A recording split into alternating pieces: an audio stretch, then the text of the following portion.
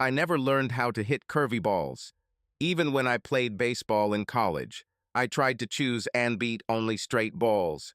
By the rotation of the seams, it was possible to distinguish one from the other. I was known to be a good straight ball hitter, so my professional career did not work out. But I received a good education. It came in handy because I would probably be out of professional sports in a couple of years. A good education always bears fruit. For me, for sure. 25 years after graduation and 15 years of working in my specialty, I got my dream job. I became a tenured professor in the engineering school of a large university in Texas, consulted on large government construction projects, and directed one of NIST's manufacturing labs. Tessa and I bought our dream home in that gated community we had always dreamed of, and life threw me straight curvy balls. I was sending them out for a home run. Our oldest daughter, Tori, went to the same university as me and studied structural engineering, just like her old man. My life was in an iron grip, and the light began to go out. Then the curve ball arrived. At first, I didn't recognize him. I didn't even realize the ball was already in play. It came in the form of a call from Tori. "Dad, what's going on?" she asked. Nothing special," I replied. "I'm just surfing the internet. What do you have, my love?" "I came home to get your jack," she said. "There was a truck parked there. I walked in and my mom was there, supervising the movers. She said she was moving out, that you had problems with her and you needed time to be apart. Why didn't you say anything?" I was stunned. "Ha ha, good joke, Tori." I finally managed to get out. "Dad, this is not a joke," she said. "What's happening?" "Jesus Christ." "I have no idea," I said. "Are you sure, baby? This isn't a joke." "Dad, I'm here. I'm watching. You need to come here. I don't know what's going on, and Mom doesn't tell me anything. Did you do something?" It was a damn weird question. I may have done a lot of things, but I had no idea of the something that could make Tessa leave.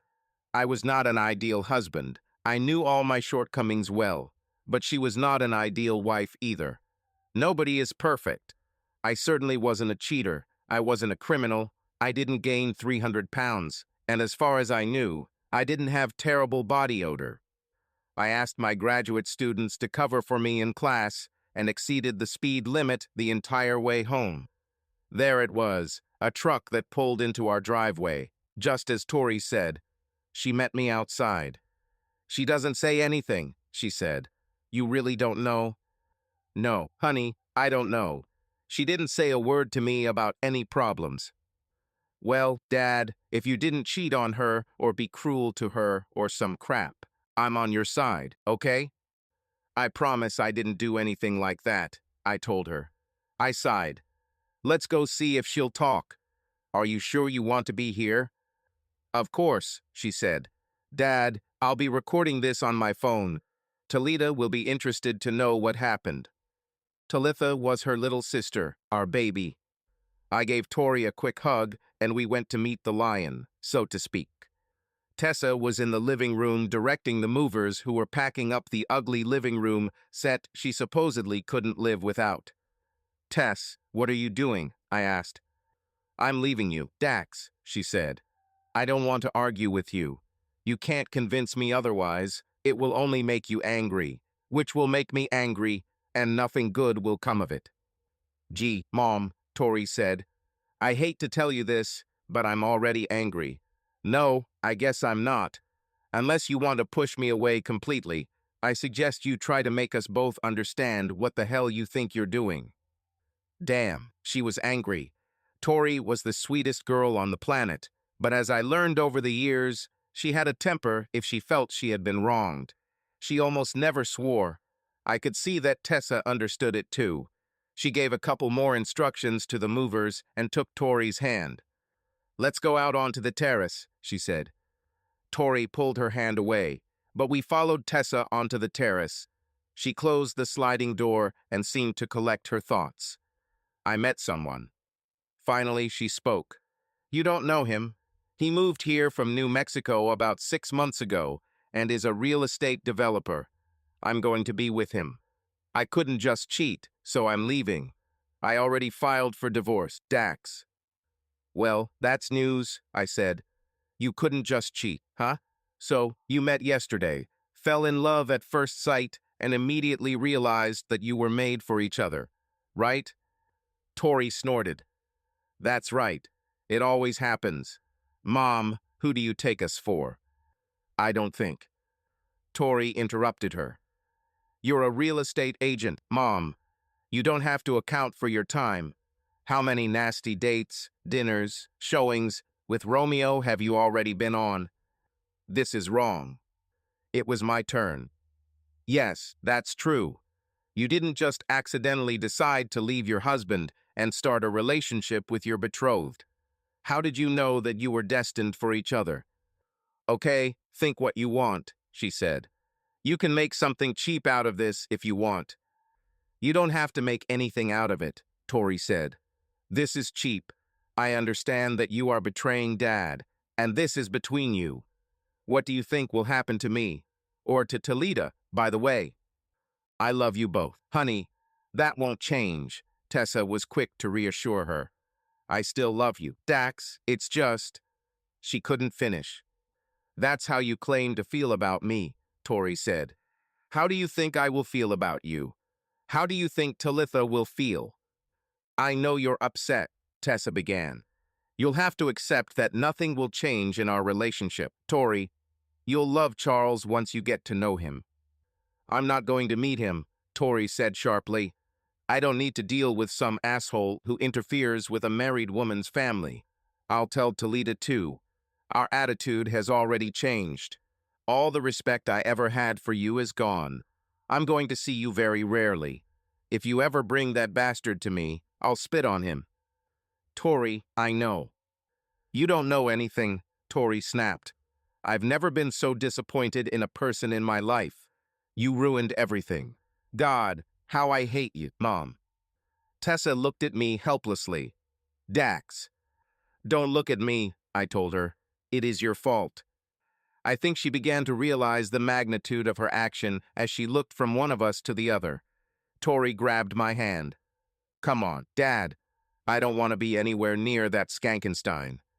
Tessa screamed at the evil nickname her daughter had given her, but I was already being dragged down the terrace steps by my very angry daughter. She practically dragged me to her car and helped me sit down, even opening the door for me. I felt like I was in slow motion. Talk about shock. I was a complete idiot, apparently. Tori sat down, started the car, and looked at me. Dad, you'll be okay, she said. I know you're confused right now, but I've made it my mission to make sure, in the near future, that the man in my life who I love the most gets through this and is happy. Now, the belt is the law. I buckled up, and it felt good. Tori has always ridden like crazy, and now she's adding some extra oomph to her riding. When she received her bachelor's degree, we asked what she wanted for her graduation gift. She wanted a car, and a specific one, a 2017 Audi R8 V10 Plus Spider. We could afford it, and she deserved it. She worked hard and graduated second in her class, was accepted into graduate school, and we were very proud of her. As always when I rode with her, I held on to everything I could. Damn, baby, I complained. You'll kill me, and you won't have to worry about the near future. She laughed, as always, and did not slow down. We were about 10 miles from the apartment she shared with Talita, and I know we got there in less than 10 minutes. The girls were the complete opposite. Not in appearance, in that they were almost twins, but in character. It always amazes me how two children with the same parents, raised in the same house, can be so different. Tori was always energetic, always ahead, always talking, and she literally sparkled with energy. Talitha was quiet, very affectionate, extremely gentle, and the only time you saw her have the same energy as Tori was in sports. She played softball and was a dynamo on the field. Both looked like their mother, but with my skin and height. Tori was an ash blonde with beautiful straight hair that fell to her waist, and Talitha was a strawberry blonde with silky waves just below her jaw. They were gorgeous, olive skin contrasting with their hair and blue eyes. I knew I was biased, but my opinion was confirmed by the boys who had circled around them all their lives. They had been dating, but had not yet seemed interested in any particular man to the detriment of others. Talitha was at home, and she screamed when she saw me, slid onto the sofa, and patted me next to her, inviting me to sit. "Hey, Dad, what are you doing here?" She hugged me and pressed herself to my side, while Tori took an identical position on the other side. "Hi, dear." I kissed her on the cheek, which she offered me. It was one hell of a day. "About?"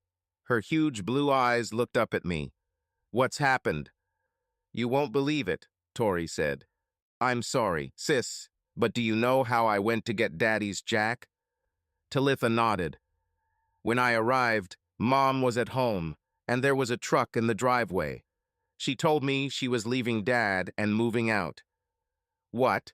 Talitha was stunned. It was clear. "You're kidding, right?" I hugged her tighter. "I'm afraid not, baby." "What did you do?" she asked. I was a little offended by this question. Tori asked the same thing. Why did they think I did something bad? "He didn't do anything," Tori said quickly. "It's all Mom. She met someone, some Charles, who she knows we'll love." "What? How? Are you sure? Maybe you misunderstood something." Tori interrupted her. "I knew you'd say that. I wrote it down." She took out her phone and played the audio recording for Talitha. Again, the reactions were the complete opposite. Talitha started crying, and by the time the drama was over, she was sobbing, breaking her little heart. Tori moved to her other side, and we formed a Talitha sandwich, holding and petting her as she poured out her broken heart.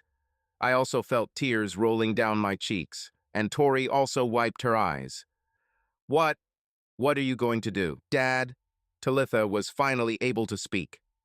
"I have no idea," I said. "What can I do? She's moving out. I can't force her to stay. I'm not sure I'd want to do that even if I could at this point." "Talitha, what are you going to do?" Tori asked. "I'm going to talk to Mom," she said. "I know you heard it from her. I need to hear it myself. I know the tape doesn't lie. If she tells me the same thing she tells you, I'll be so mad that I'm already angry. I'll also be incredibly sad." I hugged her again, kissing the top of her head. "I know, doll. I'm still in shock." "Well, I'm not," Tori said. "Dad, you need to talk to a lawyer. Defend yourself." "Jesus, Tori, listen to yourself," Talitha said. "Protect myself? This is the Mom we're talking about." "So, Mom, the woman we've known all our lives, suddenly decides she needs someone better than Dad, gets into a relationship with some shady guy, and you think she's incapable of any other shenanigans?" Tori said. I understand what you mean," Talitha said. "This seems like it's from some TV series, Tori." "I know, sis. It is, but we need to deal with it." "Is she still at home?" Talitha asked. "As far as I know," I replied. "I have no idea how long she'll be there." Talitha stood up. "I'll go there and talk to her," she said. "Meet me for dinner." We agreed on a place and time. She grabbed her bag and left. Tori moved to sit next to me, and I hugged her. We sat in silence for several minutes, each lost in our own thoughts. "Dad, do you know any lawyers?" she asked. I came out of my reverie. Yeah, I guess I do. I don't know anyone who does stuff like that, really." "Call someone you trust. Ask them to recommend someone," she said. I couldn't believe it had come to this. A few hours ago, I was full, stupid, and happy. Now I was talking about calling a divorce lawyer. It was a real curveball, and it had a hard hook. I did know a lot of very influential lawyers. Some of them were my colleagues at university, and I even knew some government lawyers. Tori and I brainstormed, came up with a name, and he actually recommended a few names, one in particular. Her name was Amanda Sloan, and I spoke with someone in her office, made an appointment, and was given a list of what I needed to do and bring to the meeting. I needed to gather all the necessary paperwork at home, so Tori drove me home. She packed bags for both herself and Talitha and informed me that they would be living with me for the near future. I argued that they didn't need it, but she insisted. I knew better than to argue with her once she had made up her mind about something. I needed to gather all the financial information, and she helped me. I was working on investment accounts and gave her the login information for our bank account. Dad, you won't believe this, she said. HM, what, honey? You have $50 in your checking account and $1,000 in the money market, she said. Is this enough to keep you from falling below the minimum? What? Yes, I think that's the minimum, I said. But we must have much more. Mom must have started making some very unpleasant moves, she said. Are you going to be okay? Yeah, I'll have to move some money, open a few other accounts, I guess. I have money at the credit union that she doesn't have access to, and I'll probably use it. That's pretty cruel, Tori. Really? I think it's kind of illegal, Dad. I don't think it's going to end well for her. You'll have to ask your lawyer. We met Talitha for dinner, and she was quite shocked by her conversation with her mother. I needed to hear it from her, she said. I'm sorry, and I knew you were telling the truth, but some things need to be heard for yourself. You're not mad at me, are you? No, baby, I understand, I told her. Tori hugged her. I probably wouldn't have believed it either if I hadn't been there, she said. What are you going to do, Tully? Mom's dream is for you and me to meet Charles, she said. We'll love him. I told her that I wasn't even going to date Chucky Boy, and that I didn't really want to see her either.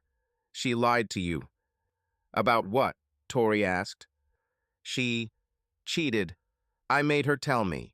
I told her that if she lied to me, I would find out and I wouldn't talk to her anymore. She was dating this guy. I'm sorry, Dad, but I don't want to have to deal with her anymore. Don't apologize to me, I said. Damn, well now we know. I don't want to deal with her either. This was not the whole truth. I was definitely not okay, and my feelings were a complete mess, grief, sadness, confusion, whatever you want to call it. But the main thing was anger. I was incredibly angry, and everything else faded into the background. I got lucky with my lawyer. Tori and Talitha took me to her and waited for me. Amanda Sloan was an intense woman of few words. She would have scared me to death if she hadn't been on my side, and she was. In 2 days, she filed for divorce, got a restraining order on our finances, and a court order for Tessa to pay back every cent she took. Neither of us could transfer or spend money or move assets except for normal daily expenses. This made Tessa call me. Why are you making this so difficult, Dax? Where am I making it difficult? I asked. You. I don't want to discuss this over the phone, she said. I will come. She seemed a little shocked to see Tori and Talitha. Girls, why are you here? She asked. I wanted to talk to your father alone. We live here, Talitha said. We don't want Daddy to be alone, Tori informed her. Don't worry, we'll leave now that you're here. They grabbed their bags and left without another word to Tessa, who seemed to want to say something but decided not to. You said you wanted to talk, I reminded her. What did you want to say? She sat down opposite me at the bar and sighed. Dax, I don't want this to be any harder than it needs to be. I still love you. I just need to be with Charles. We can be friends. We have daughters who need both parents. I have nothing to do with your relationships with girls, I told her. You'll have to decide that. Friends? I don't think so. Tessa, I don't have friends who treat me like you. Hell, I don't even have enemies like you. Why did you get a restraining order? She asked. I was just taking money to get settled and pay moving expenses. Well, half of that money was mine, I told her. Maybe even more, but so be it. You have a job. Tessa, you make good money. Yes, but you have credit union accounts from your job, she said. Yes, and you didn't put a penny in it, I told her. While we were together, Everything was ours. Now I need to think about yours and mine. Let the court sort it out. I thought you said Chucky Boy was a big player. She grimaced. Stop acting like a child, Dax. His name is Charles. Do you have any idea that I care what you think? I asked. I will call him, and you, whatever I want. Is that all you wanted to say? No, that's not all. I want to talk about girls. What did you tell them? I didn't say anything, I replied. Tori was here, remember? She recorded your speech and played it back to Tala. They both only spoke to you. You should have told them something, she said. They wouldn't be so angry if you didn't say anything. Listen to yourself, I said. Oh my God, Tessa, you blew us all away. They're smarter than both of us. They don't need me to tell them anything. They see what you did. How long did this go on? Tessa, why didn't you ever say that you are unhappy with me? With us? We could try to fix it. She looked a little thoughtful. I wasn't unhappy, she said. Have you ever met someone who immediately seemed important to you? Did you know that you were attracted to this person? Like two magnets that are drawn to each other? Yes, I knew, I told her. I met you. She couldn't look at me. Can we just move on, Dax? It doesn't have to be this bitter, angry thing. We can still be friends. We've loved each other for too long to throw it all away. We could, I said. The problem is, I don't want to be your friend anymore, Tessa. In fact, I'd rather never see you again. This is a big city. Once the divorce is finalized, I doubt I'll ever have a reason to again talk to you. It's not like that, she said. The girls will have events, graduations, games for Talitha, weddings. Life goes on, Dax. I guess so, I said. I'll do what I have to do. I'm still the same, she said. You always loved me. No, you're not, I replied. At least if you're like that, then I never really knew you. I'm done here. You can leave. No, I'd rather leave. Lock the door behind me. I grabbed the keys and jumped into my Jeep.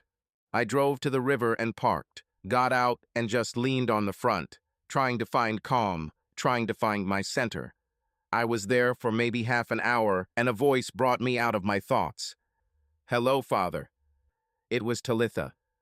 Hello, doll. How did you find me? Come on, we have a family location app on our phones, she said. You insisted on this, remember? I laughed. Yeah, I remember now. I don't think I've used it since you were about 17. She pressed herself close to me, taking my hand and placing my arm on her shoulders, comforting me. It's beautiful here, isn't it? She said. I love just looking at the river, listening to the ducks. Yes, I agreed. Well, I don't want to disturb your thoughts, but what did Mom say? She asked. I sighed.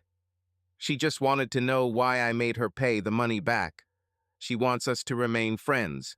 I told her I mostly didn't want to, but she said we have to be together at events involving you and Tori, so I better get used to it. She was silent for a minute. I don't think you have anything to worry about, she finally said. Tori and I have talked a lot. Neither of us are going to invite her to our events, Dad. I hugged her tighter. Are you sure, doll? She nodded. Her hair slid forward on her face. Yes, I'm sure. It's not something I'm going to forgive, Dad. I see. Let's call Tori and see if she wants to join us for dinner at a Mexican restaurant, I suggested. She agreed, but Tori couldn't come. There was a project at the university, so we went together. Everything was quite predictable. Everyone knows people who have experienced divorce, if they have not experienced it themselves. We have heard stories, even if we never thought it would happen to us. There were many meetings, back and forth. We finally worked out all the details, and the divorce moved forward. The girls stayed with me for 2 weeks before I insisted they move back to their apartment. They both objected, loudly, but I needed them to rebuild their lives, get back to how they were before.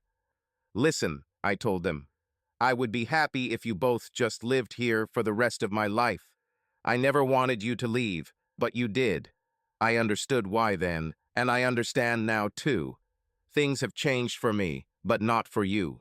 You have your own lives. I hope there will always be a place for me in them, but I want you to be yourself. Do you understand?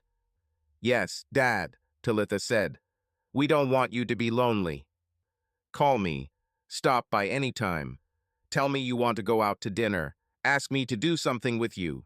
Do what you've always done. They hesitated a bit, and I hugged them goodbye for a long time.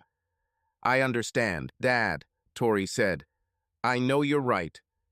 They really continued to include me in their lives, and the day the divorce was made official, they came back and stayed with me for another week. I didn't know what was going on between them and their mother, and they never mentioned her.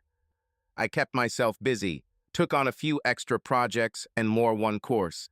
I missed being married, having someone to have dinner with in the evening, someone to take care of, someone to do little things for.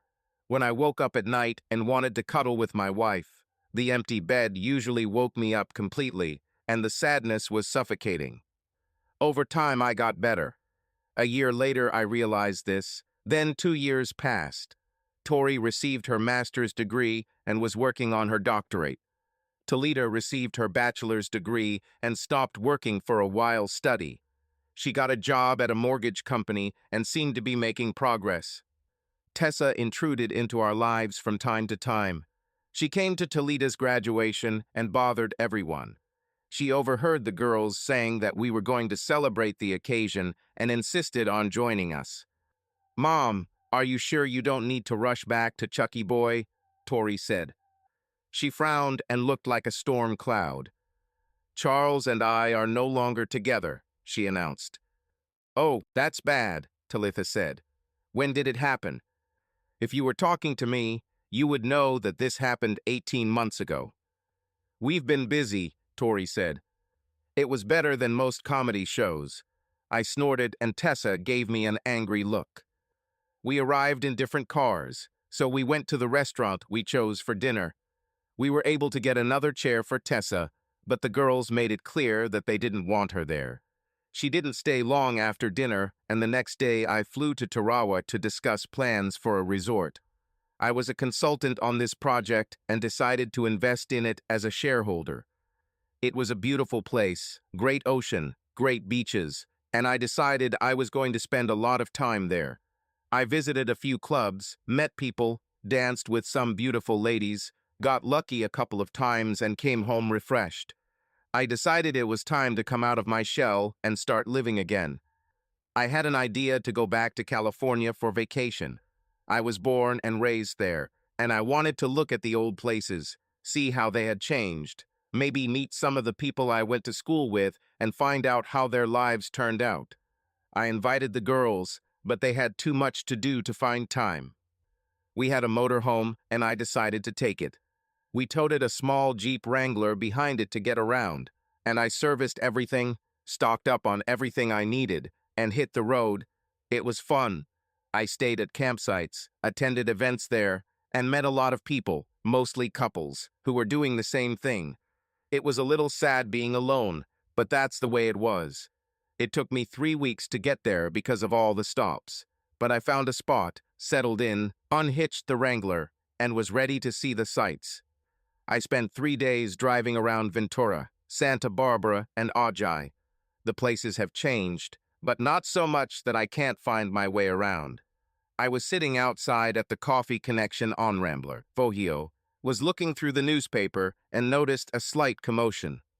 Some Karen tried to go inside without a mask. Yes, they were annoying, but I thought after 2 damn years everyone knew the rules. Several people were waiting to enter, but Karen did not leave. One woman walked around to the tables in despair. She sat down and took out her phone. I assumed she was waiting for the situation to calm down. She looked very familiar. I knew I had seen her before, but I couldn't remember where. It dawned on me when Karen finally left and the woman came in for coffee. It was at that moment when I saw her walking that memories surfaced in my memory. Jacinta de Leon. I remembered her now. How could I forget? She moved to Ojai when I was in 3rd grade. Of course, I wasn't particularly interested in girls back then, but she was seated at a desk in the next row, right across from me, and she met my gaze as she walked back to her seat. I will never forget her eyes large, dark, almost black. She smiled at me, her snow-white teeth sparkling, lighting up her face. I was no longer the same. My attitude towards girls has changed dramatically. She, have become magical. She handed me a note as we worked on an assignment. It was just hello and her name. I wrote my name on another piece of paper. I wanted to keep the one she gave me. We had one break, and I was drawn to her like a magnet. I had a soccer ball, and we kicked it around the court. She played soccer better than me, and it stayed that way. She was the most athletic girl I had ever met, played soccer all through school, and I was fascinated. It turned out that she lived only 3 blocks from me, and my house was behind hers. We walked home together every day, and she became my best friend. Throughout high school, we sat together in the cafeteria every day, tried to coordinate our schedules as much as possible, and by the time we reached high school, I was crazy about Jacinta de Leon. Unfortunately, the feelings were not mutual. I was her best friend, and she kept me in the friend zone. I suffered in silence, too awkward and afraid of ruining what we had to give vent to my feelings. I gritted my teeth when her boyfriend of the month joined us for lunch, watched her dance with everyone at school, even though she always made sure I got a dance or two. One day, we were sitting in my living room playing cribbage, and she asked, "Dax, why don't you have a girlfriend?" I couldn't answer that because I couldn't tell her that the girl I wanted didn't seem to notice me, so I just stuttered, extremely embarrassed. "I'll help you," she announced. "What? How? What do you mean?" I squeezed out with difficulty. "You'll just have to wait and see." She was mysterious, but it soon became clear what was happening. Soon she began introducing me to her friends. She had beautiful friends.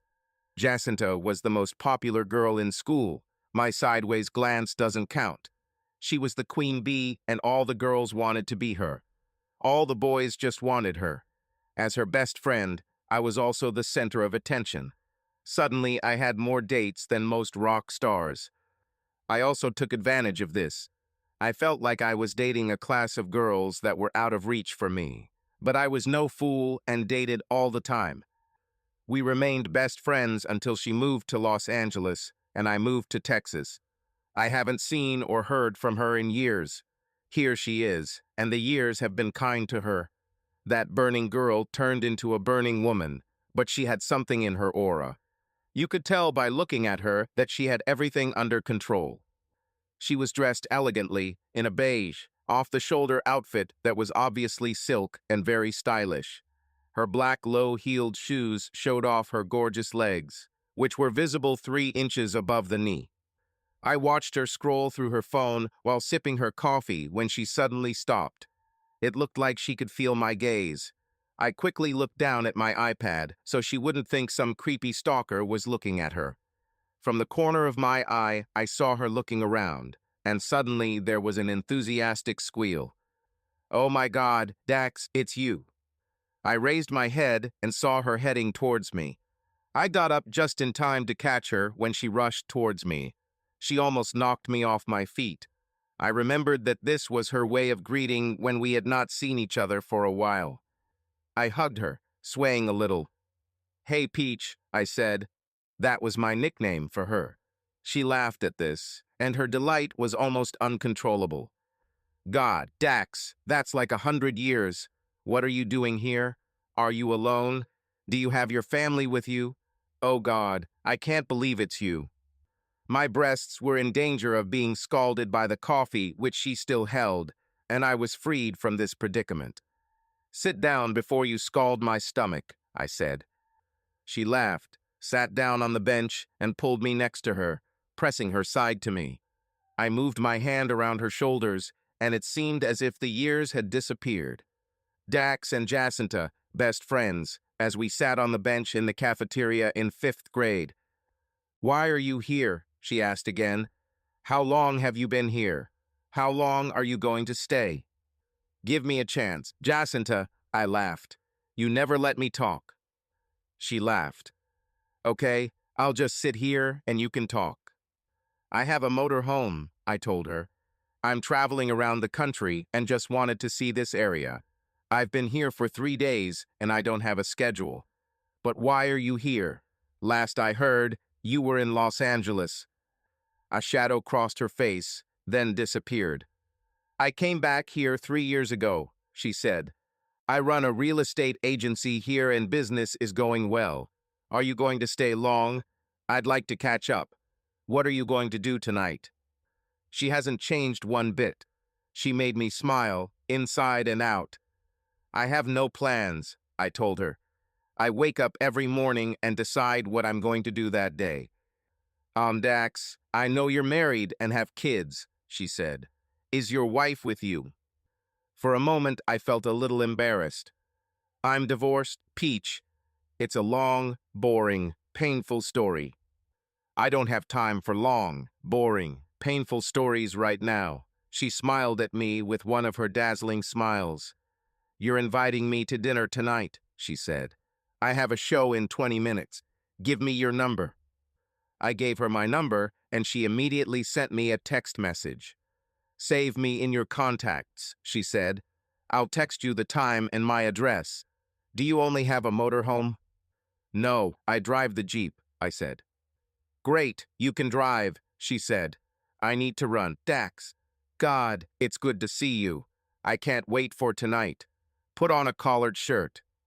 She stood up, kissed me on the cheek, and quickly left, leaving behind her the scent of her perfume and my thoughts in disarray. She was still the same. If anything has changed, it's that she's even more attractive than she was in high school. She was curvier, and it was obvious that she exercised a lot. And her buttocks, when she left, were simply inviting in the dress she wore. She always gave me a whirlwind of emotions, and that hasn't changed one bit. I was wandering around, looking at the display cases, and I remembered something. Jacinta had always loved turquoise. She collected it the entire time I knew her. I wondered if she was still doing this. I was reminded of this when I walked past a store that sold handmade turquoise and silver. I went in and looked at the goods. The woman who made the jewelry was very talented. There was a heavy silver bracelet with a large stone in it, and it went with fine jewelry work in the form of an ankle bracelet with stones, creating a set. I bought it and asked to package it. I hoped Jacinta was still collecting turquoise. I returned to the RV park, used their facilities, put on black pants and a pink button-down shirt, put on some cologne, and felt as ready as ever. She sent me her address, and I set up navigation on my iPad. When I arrived, I was amazed. This was the old part of Ojai and had a great location. There were gardens, a black wrought iron fence, a gate, a guest house over the garage, and the house itself looked like it was worth millions.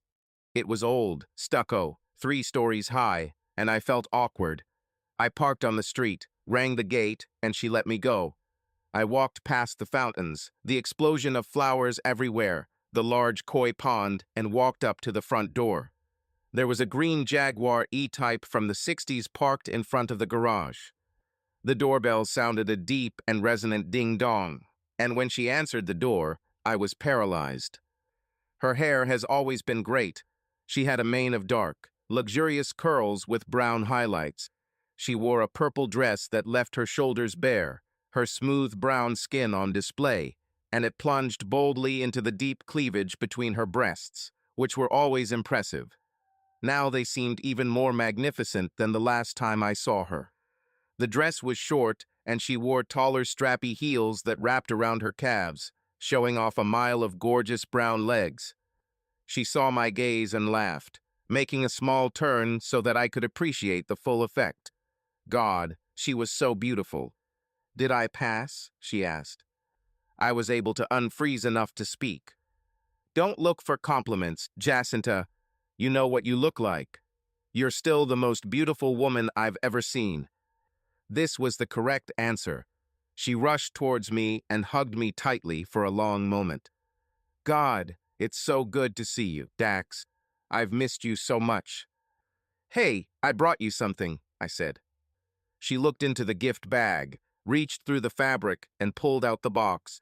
She opened it and let out a little squeal of joy. I can't believe you remember that. It cost me a kiss on the cheek and more than one hug. It was a good investment. I petted her and she purred and then backed off. Let me grab my purse, she said. I booked us into the boathouse on Henry Beach. She returned to the house and I looked around. The entrance area had a winding staircase, apparently made of marble, that led to all 3 floors. Between the 2 windows stood a tall grandfather clock, and from the ceiling hung a huge chandelier that seemed to be covered in gold. Everything about this place spoke of luxury. She returned a few seconds later, and we held hands as we walked out to the gate. Are you sure you want to ride in my Jeep? I asked. She laughed. What, do you think I'm too pretty to ride in a Jeep? I'm all more the same as Jacinta. I chuckled. Well, you look too smart for a Jeep, and damn it, Jacinta, by the looks of it, you're doing very well. She looked at me and laughed. Her face glowed and her snow-white teeth sparkled. Not bad, right? You did great, my girl. What are you doing? I asked when we got into the Jeep. I'm currently finalizing a real estate deal near Lake Casitas, she said. Once I get the city's signature, this will be a very big moneymaker for me. The real estate here is crazy, Dax. I can imagine, I said. Tell me about your life. It will be like a big book, she said. Damn, how long has it been? Look, I moved to West Covina, became an agent at a big firm, and worked really hard. I made a lot of money, I got really lucky, and I opened my own agency. She thought about it. I don't have enough time to tell you everything before we get to the restaurant. Tell me about yourself. I know you have children. Yes, I told her. I turned on my iPad, used Face Unlock, and she flipped through my photo albums. Oh my God, your girls are amazing, she said. Is it your wife? Ex-wife, I replied. We've been divorced for almost 3 years. I didn't know. Sorry if this is a touchy subject. I shrugged. It was. You can't walk around forever and be depressed. I'm fine, really, and it's not hard for me to talk about it. Are you married, Jacinta? I noticed that you don't wear a ring. No, I didn't make that mistake. I was in a long-term relationship, but we never got married. I'm kind of like you. Only that was 4 years ago for me, and I can't say I like talking about this. Are you close to your daughters? Very, I replied. I invited them to travel with me, and they wanted to, but they have a hell of a lot to do. I think they'll fly over and spend a few days with me as soon as they get the chance, and then come back. She smiled at me, blinding me again. That's so sweet, she said. Do you have children? I asked. No, just me, she replied. I always thought I would be a terrible mom. My mom is wonderful, and she set the bar too high. I could never be like her.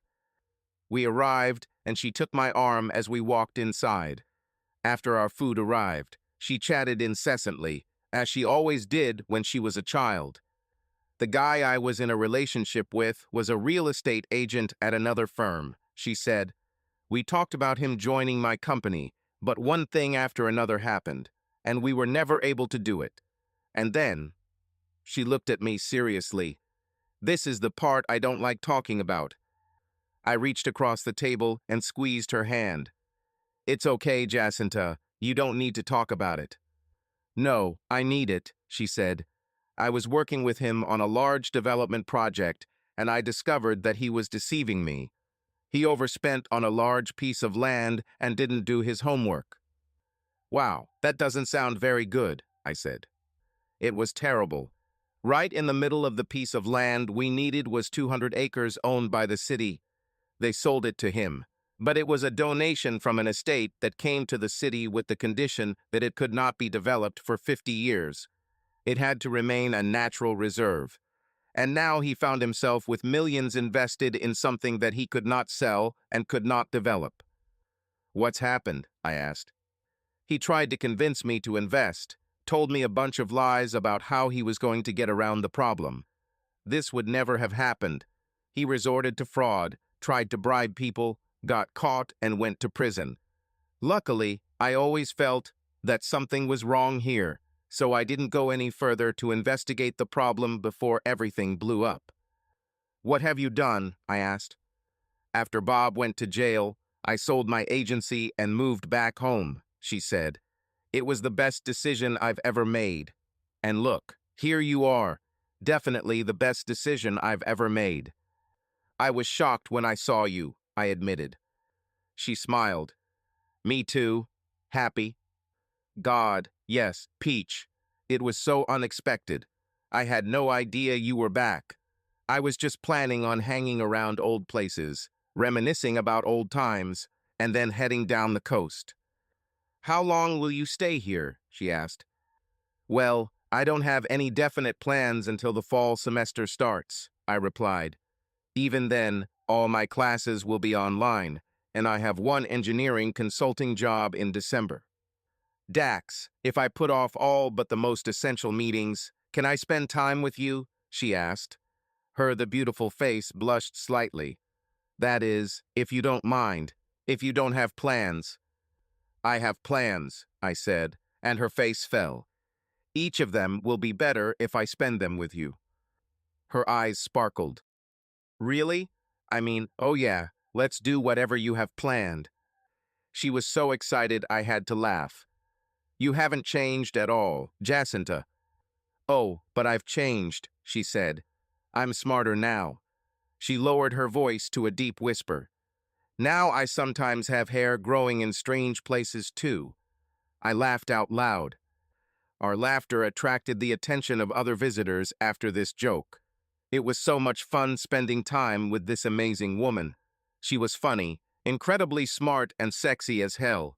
As I walked her to the door, she chatted non-stop, planning when and where she could go with me.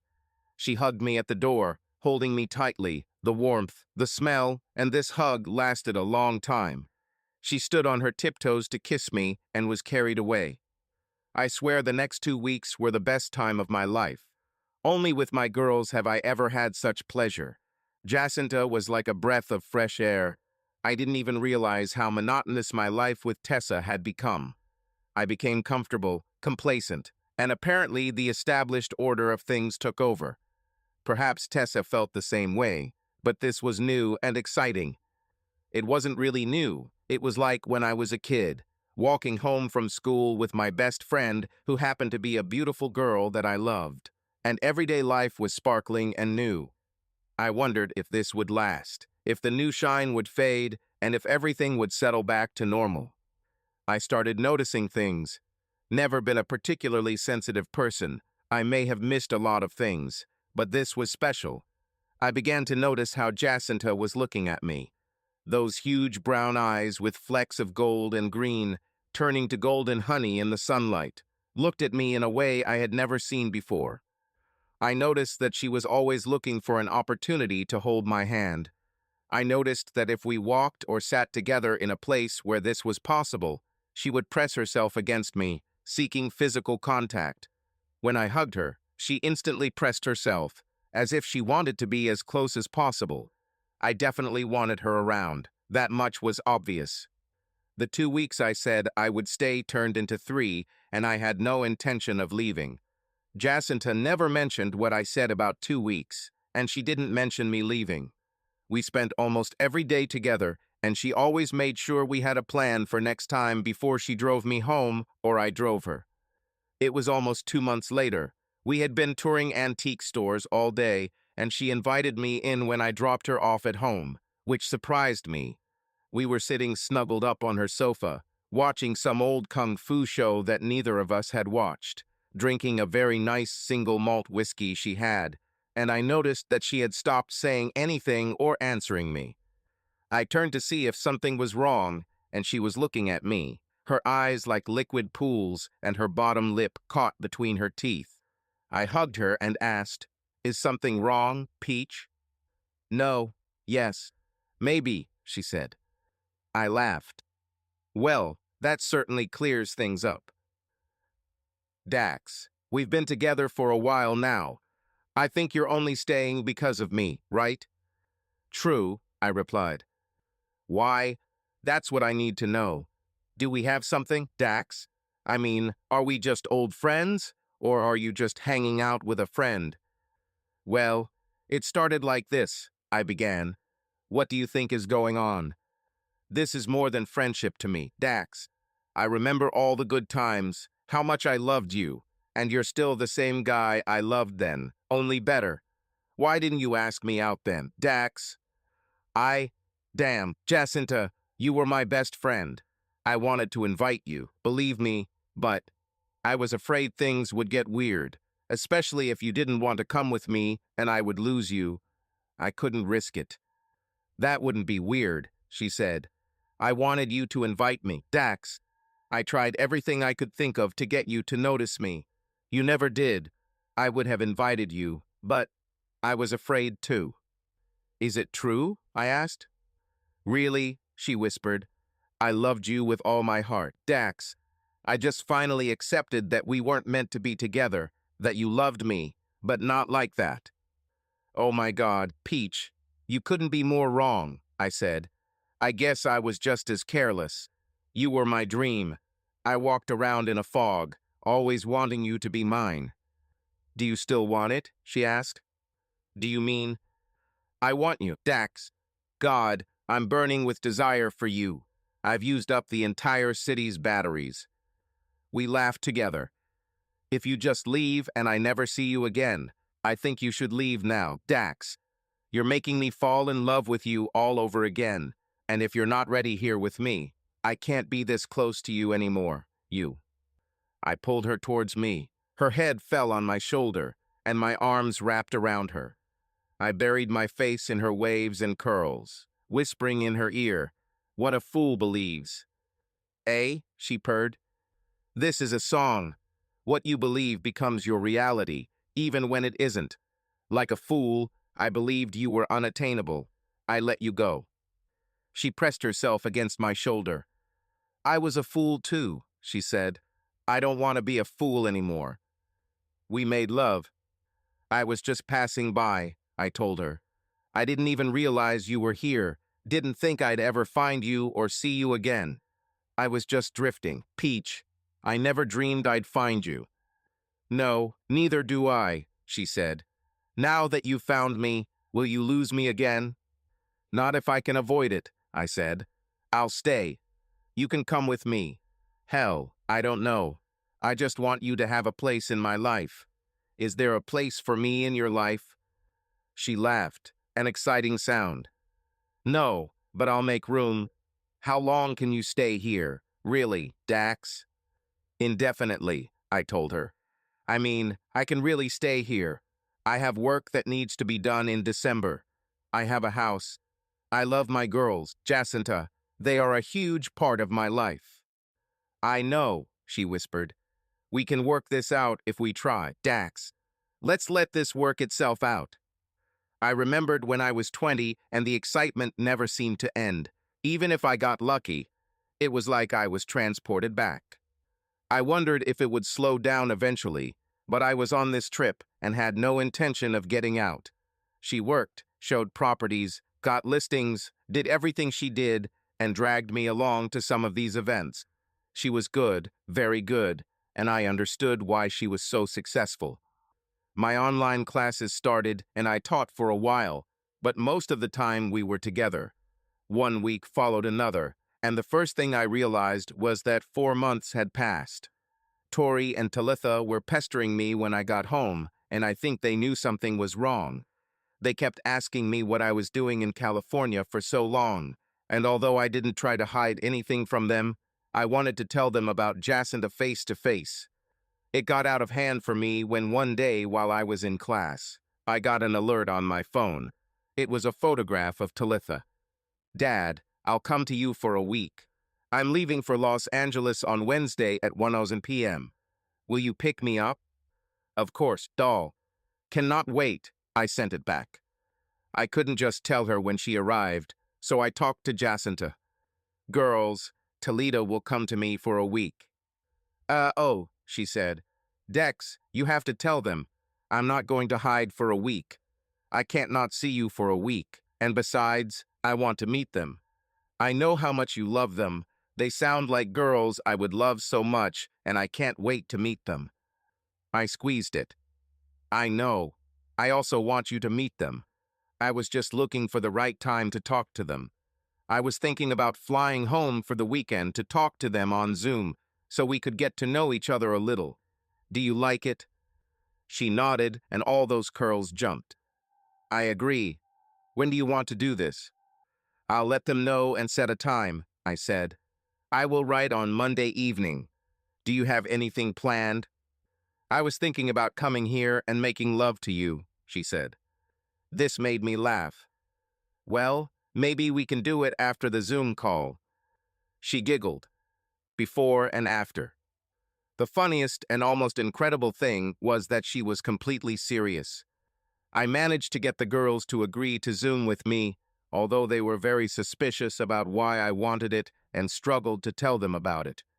I dialed them. They chatted with me for a while, and I finally worked up the courage. I know I'm mysterious as hell, I said. I was planning to come back and talk to you too. You pestered me, and I brushed you off. Dad, you're not as smart as you think, and we're not as stupid as you think, Tori said. Yes, that, Talita squeaked. You met someone, right? I heard Jacinta giggle there in the kitchen. Yes, and I really think you'll like her, I said. The look on their faces was priceless. Their jaws dropped, and they sat there stunned for a minute. I tried my best to contain my extreme satisfaction at leaving them speechless for the first time in their lives. That's actually why I wanted to chat with you on Zoom, I said. Girls, I want you to meet someone. Be polite, okay? Don't let her see what a bitch you really are. There were double snorts of derision. We are waiting, Talitha said. I beckoned to Jacinta, and she came in and sat on my lap. Girls, this is Jacinta de Leon, I said. I pointed at them one by one. This is my eldest Tori and my little Talitha. Jacinta waved her hand. Hello, ladies. Jacinta was my best friend all through school, I told them. We were kind of reunited.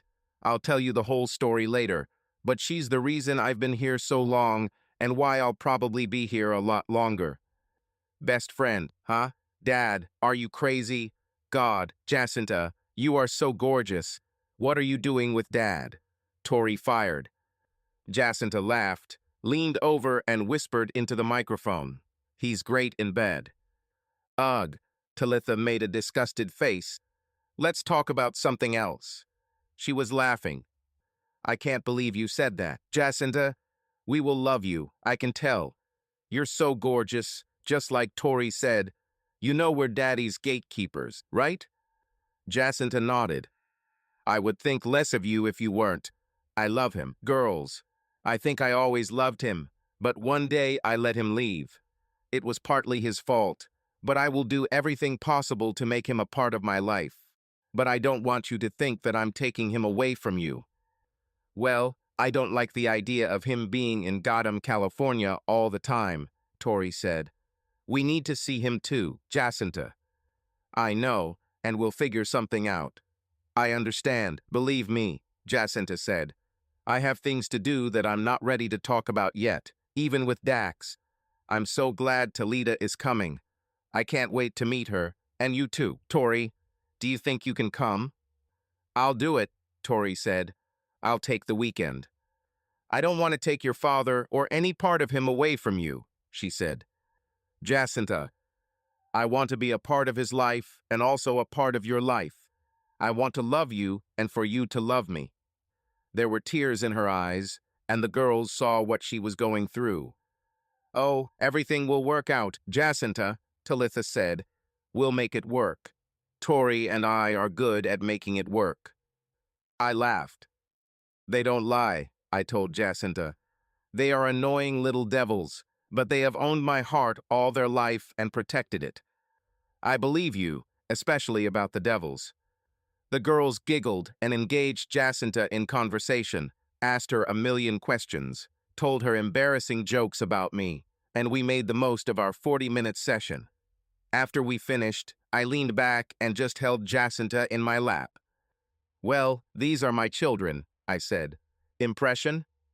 "They're adorable," she said. "I love them already. They're great. They have the same wry sense of humor, but from a female point of view." I pretended to be shocked. "Don't look at me like that," she said. "You know what you are like."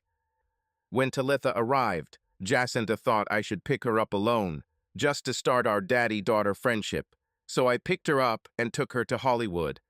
When she came out of the gate, my breath caught. I forgot how beautiful my baby is. She came running, rushed at me, and almost knocked me down. She was hard. She hugged me and dragged me to get her luggage. Walking next to me, I realized how tall she was. Just yesterday, she seemed to be a tiny girl, but now she has grown up and turned into a spectacular woman. How did this happen? She was usually a little calmer around other people than Tori, but she never acted like that around me. She talked non-stop during our burgers and in the Jeep the whole way. She had a million things she wanted to share and a million questions she wanted answered. She wasn't tired yet by the time we arrived at the camper. She made fun of me for not giving her the bedroom, but when I showed her how the desk was put away and how the second bed worked, she was delighted. We just hung out for a couple of hours, and then I told her that Jacinta had invited us to dinner. She was very excited, kicked me out to shower and change with a little privacy, and when she texted me that she was ready, I came back. I also changed clothes and used the camping facilities, so we got into the Jeep. Talita carried on a continuous conversation about the landscapes and areas we passed, and she became increasingly impressed the closer we got to Jacinta's house. I drove up to the gate and entered the combination. Talitha was wide-eyed when we pulled in. "Dad, does your girlfriend live here? You're cooler than I thought." I laughed. "She's a big real estate developer. You would never have guessed it when we were in school. She's Hispanic, in case you hadn't noticed, and her parents came here from Honduras 5 years before she was born. Her dad worked in an almond factory, plantation, eventually becoming a manager, and her mom owned a small tamale store when we were kids. She did it all herself." Wow, Talitha was impressed. We parked and went into the back. Jacinta was in the kitchen, and as soon as we walked in, she and Talita looked at each other for a second. I was worried, but they both burst into huge smiles and rushed to hug. "What are you cooking?" Talitha asked. "Smells amazing." "Our main course will be quite spicy," Jacinta explained. "Do you like spicy food, Talitha?" "Oh, yes," replied Talitha. "Jacinta, you can call me Tully if you want. Tori always does, and so does Dad sometimes." "Thank you, honey, but I like Talitha. I can change that, but is that okay with you?" Talitha laughed. "Of course not. Tell me more about spicy food." Jacinta came over and kissed me before she and Talitha walked over to the stove, standing side by side. Jacinta opened the oven, and an aroma came out that made her mouth water. "It's lamb ribs with a lot of spices," she explained. "We take the meat off the bones and put it on tortillas with pico, brown rice, and refried beans. Dax, you should go out and find some avocados. I haven't picked them in a couple of days, so there should be a lot." "Oh, God," Tully exclaimed. "You just go out and pick avocados." Jacinta laughed. "Yes, I have a lot of trees," she said. "I want to go," Talitha said. "Do you need help here, Jacinta?" "No, everything is ready except peeling and slicing the avocados," she said. "Go with your father, and I'll set the table." I took a basket and Talitha, and I walked around the area picking ripe avocados. "This place is amazing," she told me, "and Jacinta is even more beautiful and sweet in person. You're doing great, Dad." I laughed. "Thank you, doll. I'm glad you like her. I love her, you know." "Yes, I see," she said. "She loves you too. I can see it in the way she looks at you." Dinner tasted as good as it smelled. Sitting at Jacinta's huge table with two of the most beautiful women on the planet wasn't bad. I volunteered to do the dishes, and when I was done, Jacinta and Talitha were snuggled up on the sofa with Jacinta's laptop, talking about something. They closed the laptop as I approached, and Jacinta patted the sofa between them, moving so I could sit. "Oh, I see you're up to something," I said. "What?" Tally said. "He's getting paranoid, Jacinta. It happens to older people, I think." Jacinta laughed. "Hey, we're the same age." "Yes, but you're not paranoid," Talitha said. "Neither am I said. "I know you. You've been plotting against me your whole life." "Yes, but every plot I made was for your good," she said. "We made plans, they made plans without me, and we played a couple of games before heading back to the camper." Talitha kept winking at me until I started to get nervous. "What?" I asked. "I like her, Dad," she said. "You are lucky." "I know, right?" I answered. "You better not let her get away," she said. "It's a good thing I'm here, otherwise you'd be in trouble." "Ha! The fact that you're here is probably the problem. But seriously, I'm glad you're here, doll, and I knew you'd love her." She thought for a minute. "Dad, how do you think Mom will react?" "Well, since it's none of her business, and I don't plan on seeing her or asking her, I don't care," I said. "I've seen her a few times," she said. "And Tori too. What do you want me to tell her when she asks about you?" "Do you think she'll ask?" She nodded. "Yes, she always asks." "I didn't know," I said. "Are you lying to her?" She laughed. "No, but I don't tell her much about you. I'll just say you're fine and then move the conversation to something else. I'll probably just say you've met someone if I have to. Explain." "Do what you need to do," I told her. "I trust you. You're smarter than me." "Yes, I'm smarter." She laughed and smiled at me the way she had smiled since she was a little girl and first stole my heart. We had a wonderful week, sometimes just my daughter and I, sometimes the three of us, and a few times they went out and did things without me. When Talitha returned to Austin, they had already planned their next meeting. Tori flew back for a weekend 3 weeks later, and her reaction to Jacinta was no less positive than Talitha's. Everything was going well for us. I stayed until it was time to go to my consulting job. I talked to Tori and Talitha, as well as Jacinta, and we agreed to make it a little working holiday. Jacinta and I flew to Tarawa, and the girls arrived the next evening. I worked during the day, and they did the tourist stuff, and we spent the evenings in this tropical paradise. By the time we left, I had 3 very tan girls, and Tori and Talitha had become best friends with Jacinta. I had to move back to Austin to work in the office. It was supposed to take about 2 weeks, and Jacinta flew in for the second weekend. The girls picked her up on Friday morning, and she spent the day with them until I was free. We met for dinner, and Jacinta stayed with me. On Sunday evening, we were planning to take the girls and go out. Unfortunately, on this day, their mother decided to make one of her rare and unplanned visits. She knew very well that if she had warned them in advance, they would have been busy, so she always tried to catch them by surprise. She was at their apartment when Jacinta and I arrived, and it was awkward as hell. Tori introduced Jacinta as Daddy's girl, and you could see the shock on Tessa's face. They tried to kick Tessa out, saying we had plans, but she didn't want to leave. "So how did you meet Dax?" she asked Jacinta. Jacinta winked at me. "Oh, I was seated opposite him in math class," she said. Tessa looked stunning. "Do both of you go to class?" she asked. I laughed. "No, that was when we were 10 years old." "You've known each other since you were 10? Tessa was confused. "How is it that I have never heard of you or met you before?"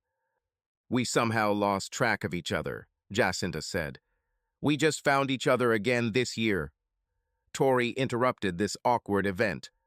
"Well, we'd love to chat, Mom, but we have plans." Tessa snorted with displeasure, but Tori firmly led her out the door. The look on her face could curdle milk. "Sorry," Talitha said to Jacinta. "I know it was awkward. She arrived about 5 minutes before you and didn't want to leave." Jacinta laughed. "It's okay. It was bound to happen sooner or later. Since I'm going to stay in your life, I'll be there." At dinner, and then at home afterwards, where the girls accompanied us, we had a long conversation. I think this has been in our thoughts for a long time, but no one wanted to touch on it. Talitha started the conversation. It seems to me that she and Tori were up to something and Talitha was chosen as the official representative. "Dad, what are your immediate plans, and what are your long-term plans?" she asked. "About what, doll?" I asked. "Well, I mean, are you going to live in an RV in California for the rest of your life, or do you have something in mind?" I laughed. "No, I'm not planning on living in a camper van for the rest of my life. Jacinta and I haven't really discussed long-term plans." "Do you mind if we stay while you discuss this?" Tori asked. I looked at Jacinta. "I don't mind," she said. "I know how much your father cares for you. I know how much you care for him. You also know that I love him, and I'm not going to let him go." Tori nodded. "Yes, we know that." "We don't want you to live so far from us," Talitha said. "Dad, I was talking to some people I know at work, and Jacinta and I discussed this too. I'm going to get my broker's license, and Jacinta and I will open a real estate agency here." I looked at Jacinta. "Really? You sneaky little one. You didn't say a word." She laughed. "Yes, Dax, I'm going to keep my business in Ajay, but Talita and I agree that this is a huge market opportunity and I have an idea. Well, the girls and I came up with it together." "I've got all my attention," I said. "I don't know what you want," she said, "but I want you around all the time. I want you to live with me in Ajay 6 months a year. I'll hire an office manager and we'll spend 3 months a year here. Talitha will handle most of our business. Do you like it?" "Well, yes, I like it, but it's only 9 months," I said. "I want to spend the remaining 3 months on Tarawa." It was a surprise, but I was in love with this place. As a co-owner of the resort, I could arrange this, so that's what we did. It didn't quite work that way because we were regularly interrupted by trips back to Austin when we were in Ajay and vice versa due to Jacinta's need to run errands. But that was the general schedule. We didn't allow anything to interfere with our time on Tarawa, and Tori and Talitha spent a lot of time with us while we were there. Everything was going well until life, as usual, threw us another challenge. We were in Austin for 3 months, and one day Talitha sent me a message. "Hey Dad, C&D. Checking inspection schedules for interstate bridges in Ohio." "Chand," I answered. "Just finished looking at a commercial property," she replied. "Can we have lunch?" "Late lunch. Like at 1 o'clock?" I asked. "Can I? Ikiami at 1 o'clock." "I will be there." I finished my business, and when I walked in, the hostess showed me to a table. I was surprised to see another girl next to Talita. I kissed Talitha on the cheek, sat down, and the waiter took my drink order. "Dad, this is Campbell Martin," Talitha introduced her. "This is my girlfriend." I must have looked like an idiot. I definitely felt shocked, and I know I looked stunned. Campbell clearly didn't like it. She grabbed her bag. "The hell with it, Tully. Let me go. I don't need this," she said. "Wait, Campbell. Please," Talitha began. "Please, I'm sorry," I said quickly. I never. "Is it because I'm gay or because I'm black?" She threw it to me. "Neither," I was in despair. "My reaction was stupid. Campbell, I never knew. Talitha never told me she liked women. You just dropped a bomb, and now you're offended that I was shocked." "It's my fault," Talitha said. "Sorry about the way I did it, Dad." "Just calm down. Campbell." Dad's very modern. "Dad, I love both girls and men. I'm sorry I never told you. Campbell is my first girlfriend. I would have told you sooner if there was a reason." Why didn't you tell me, Talitha? Did you think I would love you less? Damn it, doll, you know you have my heart. She started crying just as the food arrived and ran into the bathroom. Damn, buddy, why did you say that? Campbell asked. Campbell, I don't know you, I said. I think if you're Talitha's girlfriend, I'll know you, but you don't know me either. Just stop the hostility, swearing, and moodiness. It's not helping. She looked into my eyes. Fuck you, she said very decisively. I laughed. This girl was bright. I pretended to be relieved. Seriously, Campbell, don't you think that if you're the wrong gender, that's what you'll tell your parents? I have no idea, she said. I don't have parents, but you have no idea either. You don't know how people react when you tell them you're the wrong gender. Even the people you think love you. It's not easy. I don't know about parents, but tell me, if you have a secret from someone you really love and don't want to hurt or disappoint them, even just a little bit, would you tell them something and risk being hurt? I have no idea, I admitted. I don't know what I ever said or did to make Talitha feel like she couldn't trust me with everything. But maybe I wasn't as available as I should have been. Talitha is back and she put on some makeup, so it wasn't clear that she was crying. I grabbed her hand and pulled her towards me as she walked by, holding her close to me. I love you with all my heart, I told her. You're my doll and nothing in the world will change that. Now go sit next to your girl. She kissed me and went to sit next to Campbell. Sorry, Dad, I just... SHH, I said. It's all in the past. We'll never discuss it again. Now tell me how you met Campbell. She smiled. She was a pitcher at Florida State University. We met while playing in a tournament there. Love at first sight, huh? I asked. Campbell laughed. For me, yes. But she had a boyfriend, so we were just friends. We were friends all this time until I got a job and moved here. What are you doing? I asked, if you don't mind telling me. I don't mind, she said. I'm a software developer. While we were talking, I watched Campbell out of the corner of my eye. She was damn attractive, no doubt about it. Her hair was stunning, a mass of shiny black curls cascading down in a straggly mess, reaching down to the middle of her back. Her face was that exotic beauty you see, huge brown eyes turned up at the outer corners and almond-shaped.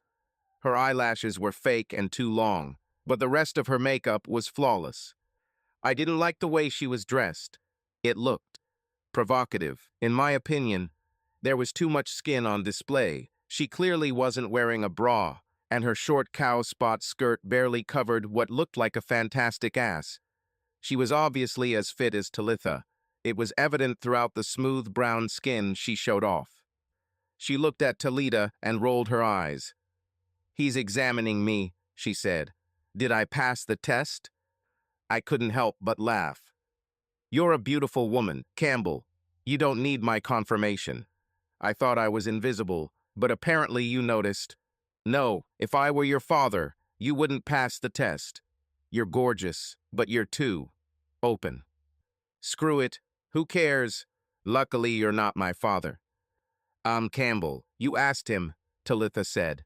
She laughed. I like the way she looks, Daddy. I raised my hands in surrender. That's all that matters, I said. The conversation went quite well after this difficult start, and we parted on a friendly note. Tori came over the next evening, just to spend time with her old man, and she challenged me. I told her that I had met Campbell. Tori, did you know about her? I mean, did you know that Talitha loves both men and women? She sighed. Yes, Dad. I always knew it, and before you start, if you told me a secret and asked me not to tell her, I wouldn't blurt it out either. Yes, I understand, love. How well do you know Campbell? Pretty good, she said. Tally talked about her a lot in college. She was a little shady. I know she had a steady girlfriend and she got caught cheating. Talitha didn't like it very much, and they didn't talk for a while. Wow, I didn't know, I said. That doesn't sound good to me. Dad, she's a grown woman, she said. Let her live her life. I know that, but if I thought you were dating some guy who cheated. A sudden thought stopped me. Tori, you don't. She laughed. No, Dad. Well, maybe I'm a little nosy under the right circumstances, but if I'm looking for a lifelong partner, it'll be a guy. We spent time together, and then she went home. Jacinta came, and I told her about my day. She seemed a little strange when I told her about meeting Campbell. Oh, God, I said. Don't tell me you knew too. She was clearly uncomfortable. Yes, Dax, I knew. Talitha told me that she was going to meet you and tell you everything today. Why am I the last to know important things about my daughter? I asked. You're a man, she said, laughing. Girls are more comfortable talking to other women. Well, I don't know what to think about this, I said. Do you know that she had a long-term girlfriend and cheated on her? Tori told me, she said. Does this bother you? Dax, they're 25 years old. Were they 19, 20 when this happened? Jesus, Jacinta, because she was young, is cheating okay? She looked a little annoyed. I didn't say that. Did you make mistakes when you were 20? Yes, a lot, I said. Cheating wasn't one of them. Things got a little tense for a few days, and then I really found myself in hot water. I told Talita I was worried about her, especially about Campbell. You know how devastating it was when your mom cheated, I told her. She flashed at me. Yeah, I know. I'm the one who told you, remember? So you think that because Mom is the way she is, Campbell will be the same? Damn, Dad, that pisses me off. She left and did not answer my messages or calls. I had a full portion when Jacinta returned home in the evening. What did you say to Talita? She asked. Did she tell you? I asked. Yes, she did. She came to our office crying. Damn, Dax, why did you open your mouth? Because I'm worried about my daughter. I was annoyed that Jacinta didn't seem to understand this. It's weird for you to show it, she countered. No, it's not weird. It's cruel and evil. Just because you're traumatized by what Tessa did, you should treat Campbell like that? She's a sweet girl, Dax. She's changed, and you should give her a chance and stop interfering. What do you think you're doing? My voice was louder in anger for the first time since we had been together. You're interfering, and she's not even your daughter. She looked at me as if I had hit her. You're an asshole, she said quietly. How can you tell me this? She really is my daughter. Ask her. I know you have scars, Dax, but to express this to me or Talita, to say this to me, is just petty and evil. She walked away, her back tense and angry. I heard her doing something in the bedroom for about an hour and a half. I sat and seethed, and when she came out, she had suitcases with her. What are you doing? I asked. I'm going back to Ajay, she said. When you pull your head out of your ass, call me. Her eyes were full of tears, and she could barely speak. I'm not staying here with you when you're like this. She left, and I sat there stunned. What the heck? How did the situation escalate so badly? Why couldn't she understand my point of view? Why couldn't Talita? I moped around the rest of the day and didn't sleep well that night. Memories of a wounded look. Jacinta haunted me in my dreams. The next morning, I woke up feeling like I was in a fog. I ate some cereal, too depressed to do anything else. At 10, the doorbell rang. I wasn't expecting anyone. When I looked out, it was Campbell. Damn, she was the last person I wanted to see. I sighed and opened the door. She rushed past me into the hallway. We need to talk, she said. I want coffee, strong coffee, black. I stood there like a mannequin. Dax, either give me some coffee or you, and I will come right here, she said. I'm mad as hell at you, but I understand, man. Now do you want to throw up your hands or give me coffee and talk to me? I had to laugh. This girl was crazy, stunningly beautiful in her little top and ripped jeans, and she was fierce. Then it's coffee, I said. Please don't hurt my ass, Campbell. She smiled at me. You know, I could. I'm a damn good kickboxer. Somehow this doesn't surprise me, I said. I have blue mountain beans from Jamaica. I haven't tried them yet. Do you want to try? Do you like good coffee? Yes, she said. I would like to have a coffee grinder. You know, Dax, I've always wanted to own a coffee shop, not like franchising. She sat at the bar and talked to me as I ground beans and used a Rocket R58 portafilter to make us cups, telling me all about her dream coffee shop. I sat down opposite her at the counter and we drank coffee. It was good and she approved. She put the cup down and cupped her face in her hands, resting her elbows on the counter, and God, she was gorgeous. Our faces were about 2 feet apart, and her huge brown eyes, so dark they seemed almost black, were fixed on mine. Dex, you screwed up, she said. I chuckled. No doubt, I said, but how exactly this time? Talitha is so upset about you, she said. Me too, for that matter. The point is that she doesn't understand you. I understand. You understand? I was surprised and had no idea what it was about me that she got it. Yes, she nodded. Your wife, Tally's mom, cheated on you. Talitha told you this, I asked. She said. Did she tell you that she was the one who found out how devastated she was? Yes. She also told me how devastated you were. Okay, what are you talking about, Campbell? You see your girl. She's with me, and I know Tori told you about me, about what I did.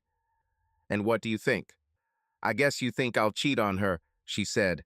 You think I'll break her heart, and you resent it because of what your wife did to you. I think she got me. What is your plan for this? I asked. I'm going to get to know you, let you get to know me. I'll tell you about me, what it's like to be me. Okay, well, you're off to a good start, I told her. I am fine. She gave me one of her dazzling smiles, her teeth impossibly white on her dark face. Dax, I know what I look like, okay? Men and boys have been hitting on me since I grew breasts. When they found out I liked girls, women started hitting on me. I can imagine. You're a beautiful girl, Campbell. Her face turned slightly red. Thank you. I don't know what Tolly told you about women's college athletics. There are many gay athletes, especially in softball. I think there were a lot of gay girls on my team, and they had everyone they could at any time. Are you with me? Yes, I think. I mean, I didn't know any of this, but I believe you. Well, imagine. I was in my second year, and in my first year, I was almost a woman of easy virtue. Then I got involved with another girl. She was a track and field athlete. We were together the entire second year of study. I cheated on her, and, as far as I know, she didn't cheat on me. What's happened? I asked. Well, I was invited to the camp. It was truly prestigious, Dax. Only elite players were invited. It was led by 2 softball legends. It was a huge opportunity, and I took advantage of it. You played baseball in college. Talitha told me that. Yes, I doubt I was as good at baseball as you were at softball. I know I've never been as good as Talitha. Not that many people, she said, but imagine, who was your favorite professional player? Probably Cal Ripken Jr., maybe Don Mattingly, I said. Okay, imagine that the 2 of them invited you to a professional camp. How impressed were you by them? Very, I said. They were legends. They were my heroes growing up. Well, it was the same with me, but this is where the script gets a little twisted. I was 20 years old, Dax. Here are these 2 hot women that I've idolized my whole life, and they're teaching me, showing me so many things that have made me a better player. Then I realized that they were not only interested in me as a player. Do you understand where this leads? I think so, I said. You have to use your imagination here, she said. I know you wouldn't be sexually attracted to the baseball players you idolized, but can you imagine they were beautiful women? That's what it was for me.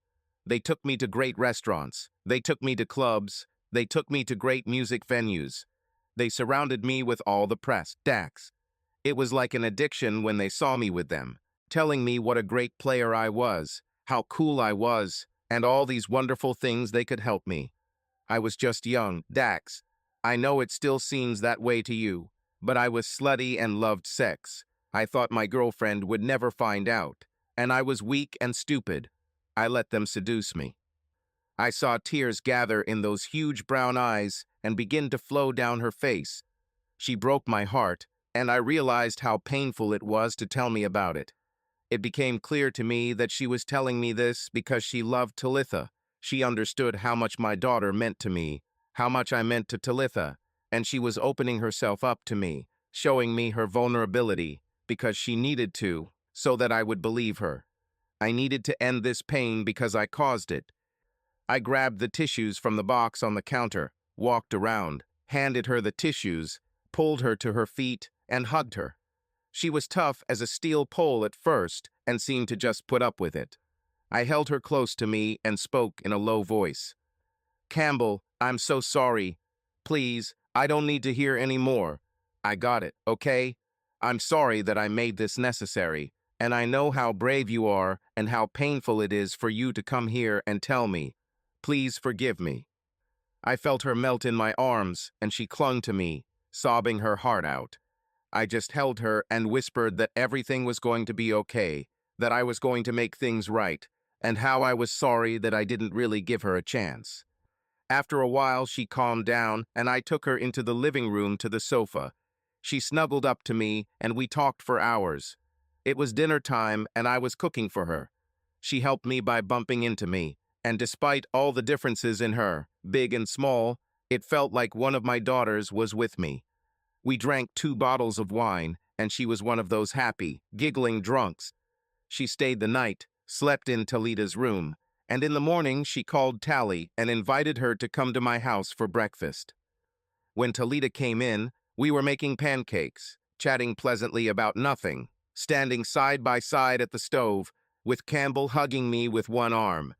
Tally rushed through the kitchen and squeezed between us, kissing me on the cheek and Campbell on the lips. "What are you doing here, Campbell?" she asked. "What? How? Dad?" "She came to enlighten your poor, stupid father," I said. "Doll, I am very sorry for the way I behaved. I understand why you love Campbell, and I know how much she loves you. Would you forgive me?" She pressed herself close to me. "I love you, Daddy. I will always love you," she said. "It's easy for me to forgive you.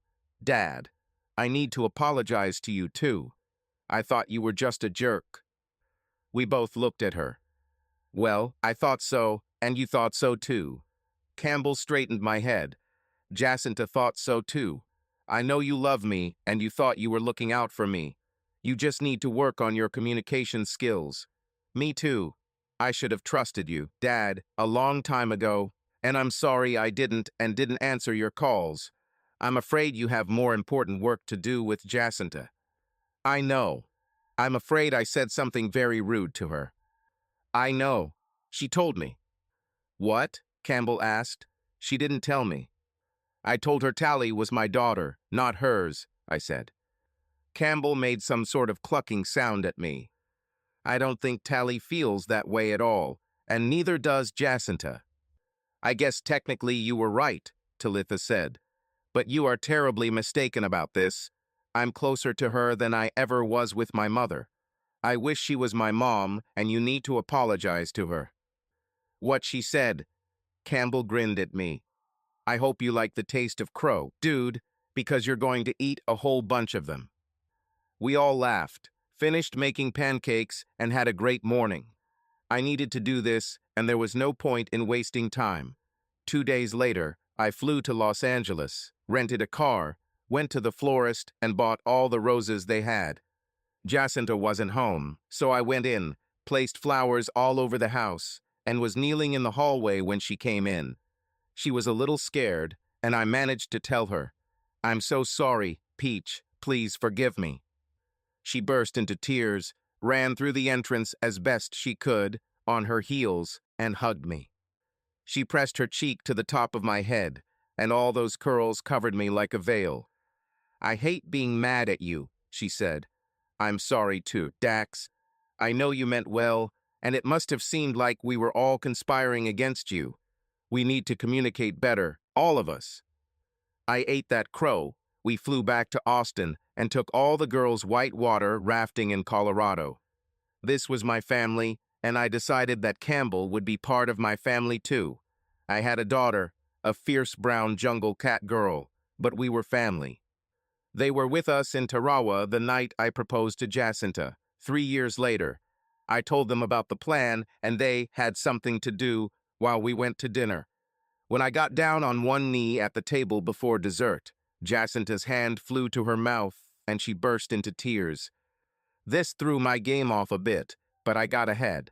She held out her hand, and I put the ring on. She pulled me to my feet and threw myself into my arms, still crying like a baby. Peach, I was hoping this would make you happy, I told her, and not cause those tears of despair. She let out a watery laugh into my shoulder. I'm happy, she said. I also cry when I'm very happy. It was just a slight twist. I thought I was in a grand slam. Subscribe to our channel so that your second chaff doesn't cheat on you, and go ahead and listen to the next story, because this story is nothing compared to the next one. If you're under 18, don't even think about listening to the next one.